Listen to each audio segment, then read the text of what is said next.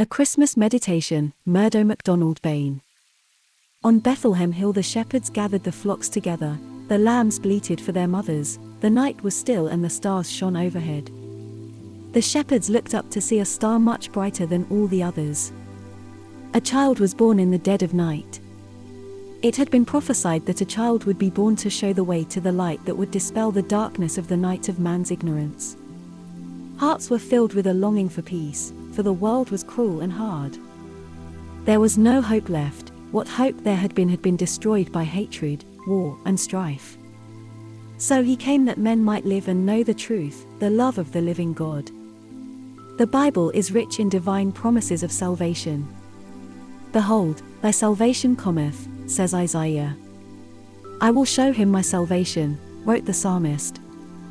Now is the day of salvation, says Paul. What is salvation? Salvation is not limited to some bliss in the hereafter, it is not limited to some future time. Salvation is now at this very moment and the process is easy.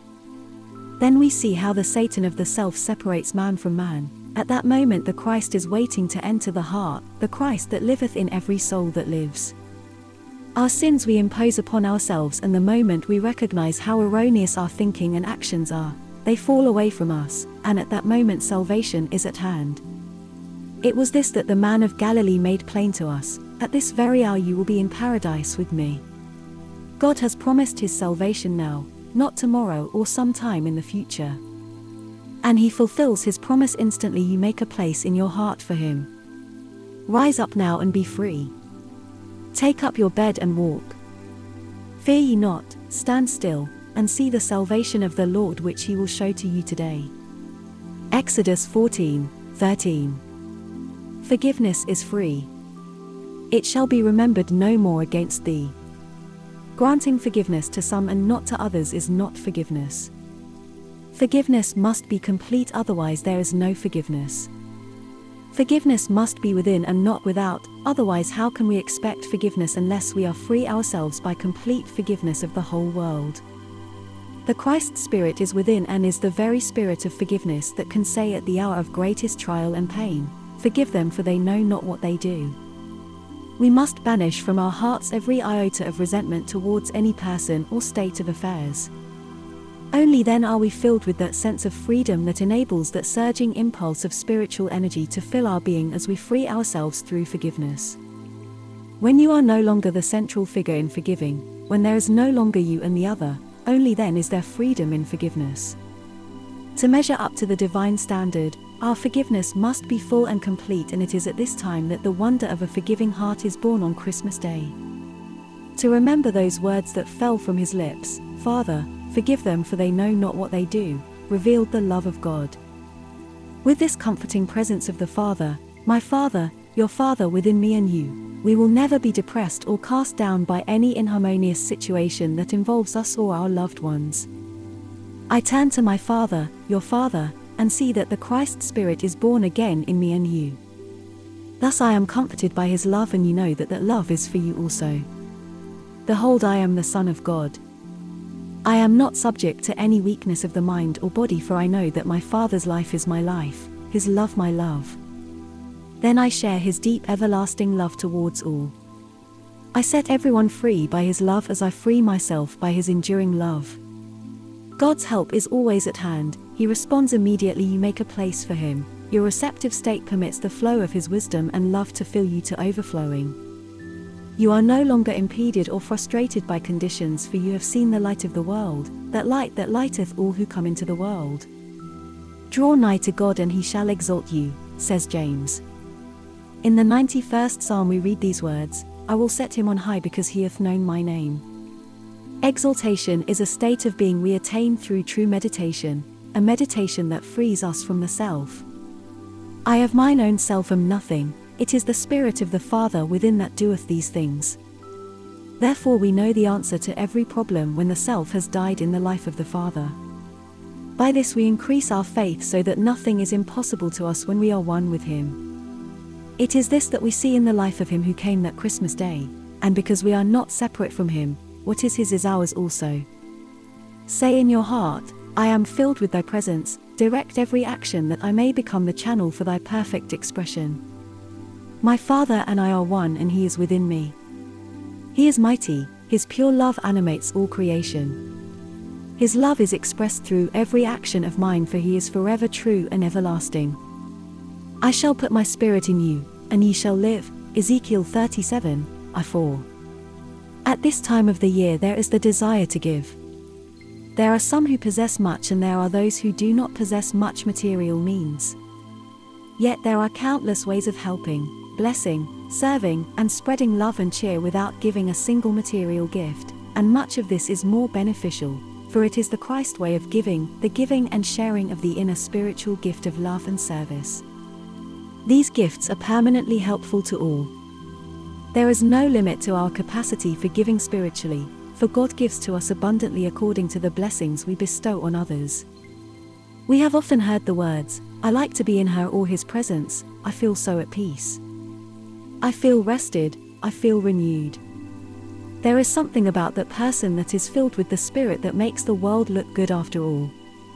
Thus love, peace, encouragement, is sharing the gifts of God, and through the heart and soul God speaks and acts, he loves and blesses. The Spirit within, when freed through love, is continually giving out the blessings of God to all who come nigh. Your particular gift may be comforting the sorrowing, encouraging the disheartened, sharing the burden of another, giving a smile or a kiss, speaking a prayer of abundance, doing a service whenever the opportunity arises. This you will do for your own happiness and for the blessings of others.